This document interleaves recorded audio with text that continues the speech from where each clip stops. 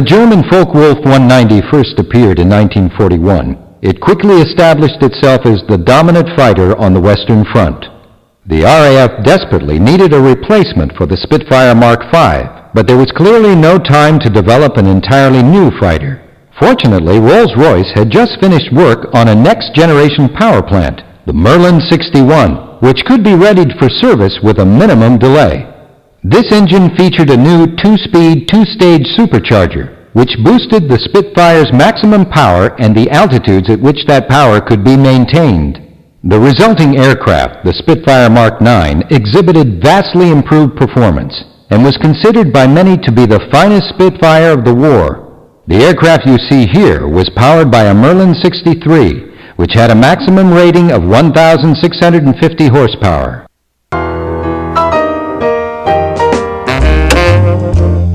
Until teardrop canopies were adopted, visibility in the Spitfire cockpit was only fair. The armored firewall obscured visibility to the rear, although the situation was improved by the addition of curved molding directly overhead and a glass panel behind the pilot.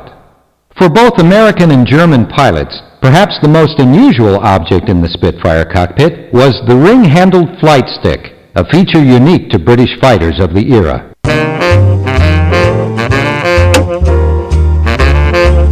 The so-called C-wing on this Spitfire 9 housed a total of 6 internal guns. 2 of these were 20mm Hispano cannons, one being located midway along each wing. 4 Browning 303 machine guns, 2 on each wing further outboard of the cannon, completed the array. In addition to the internal armament, one 250-pound bomb could be carried under each wing, and a 250 or 500-pound bomb could be fitted to a rack under the fuselage.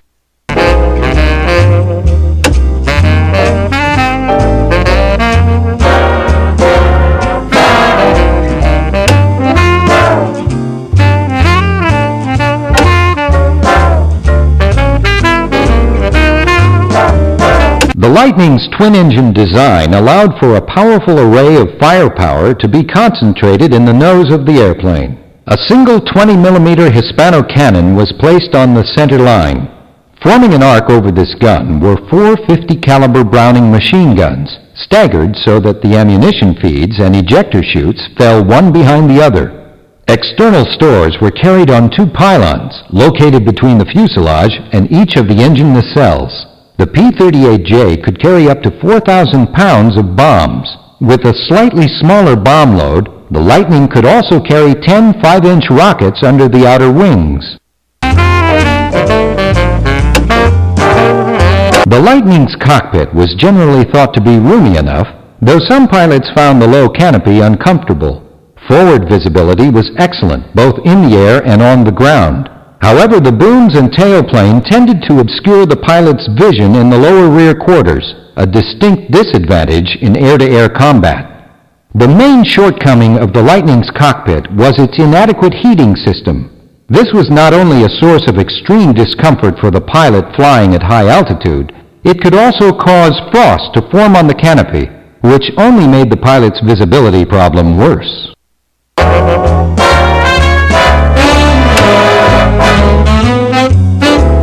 The original 1937 specifications for the Lightning called for a high-altitude fighter capable of long, full-throttle endurance at 20,000 feet. At the time, no single power plant existed which could fulfill this extraordinary performance demand. Lockheed's solution was to increase the number of engines and house them in an unusual twin-boom airframe. The resulting fighter, powered by 2 1,425-horsepower Allison inline engines, was heavier than many light bombers of the day. However, the fork-tailed configuration offered unforeseen advantages, providing ample space for radiators, superchargers, main landing gear, and weapons. Though not as maneuverable as the top German fighters of the day, the Lightning delivered on its promise of superior combat range. When carrying 2 360-gallon drop tanks, the P-38J had a range of 2,300 miles, with an allowance for 10 minutes of dogfighting.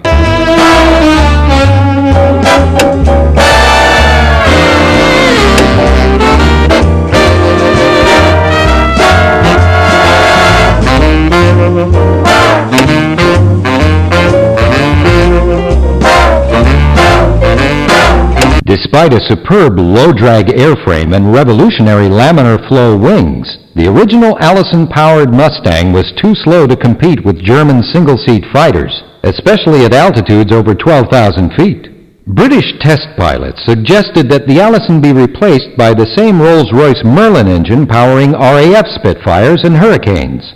This liquid-cooled 12-cylinder engine had a two-stage supercharger that provided the necessary power for high-altitude combat. Several Merlin-powered Mustangs were tested, and the results were favorable. The P-51D you see here was powered by a 1,590 horsepower American-built Packard Merlin engine.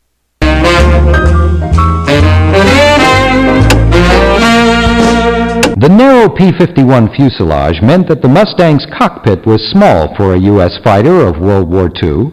Compared to British and German fighters, however, the cockpit was generously spacious, while seat and pedal adjustments could accommodate pilots of various sizes. Earlier Mustangs utilized either a birdcage canopy or the RAF's Malcolm hood. The D model saw the introduction of the clear bubble or teardrop-shaped canopy made of plexiglass. This canopy provided the pilot with an excellent unobstructed 360-degree view. Altogether, visibility in the Mustang was rated among the best of any U.S. fighter in the war.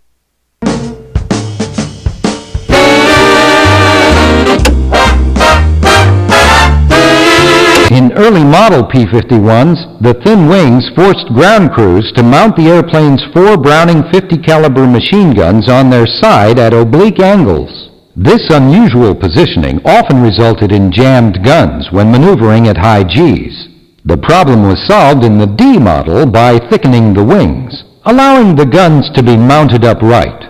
At the same time, the Mustang's standard armament was increased from 4 to 6 machine guns. In addition to the guns, 5-inch rockets could be fitted onto zero-length launchers under the wings. Alternately, each wing could be loaded with a 500 or 1,000-pound bomb.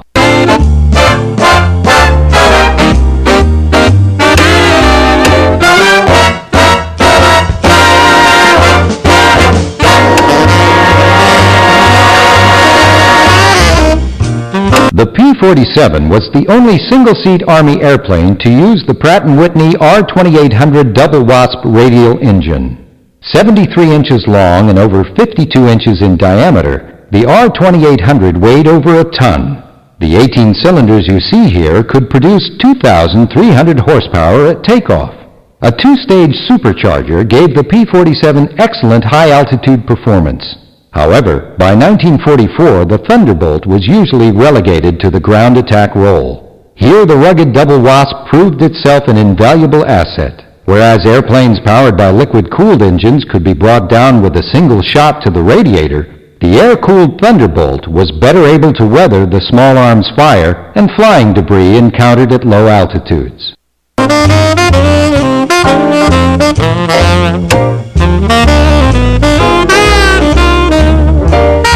The P-47 could carry up to 8 50 caliber Browning machine guns, 4 in each wing. With a standard ammunition loadout of 200 rounds per gun, the pilot had approximately 15 seconds of continuous fire. A well-placed 1-second burst from the 8 machine guns could put 13 pounds of lead on the target. The Thunderbolt could also carry up to 2,500 pounds of external stores, a 500 or 1,000-pound bomb under each wing, and a 500-pound bomb slung under the fuselage.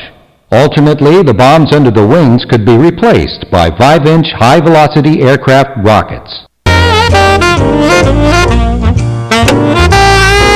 The P-47 cockpit was spacious by World War II standards. Most pilots declared the P-47 cockpit among the most comfortable and quiet of any U.S. fighter. There was plenty of headroom for looking around, and the bubble canopy provided the pilot with a clear view up, to the side, and over the tail. However, the big, wide radial engine obstructed the pilot's forward view whenever the nose was even slightly raised. In a 3-point attitude on the ground, for instance, the pilot saw only the massive engine cowling.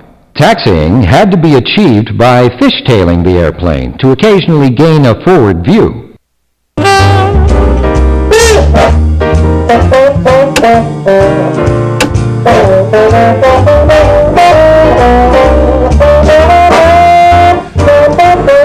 Thank you.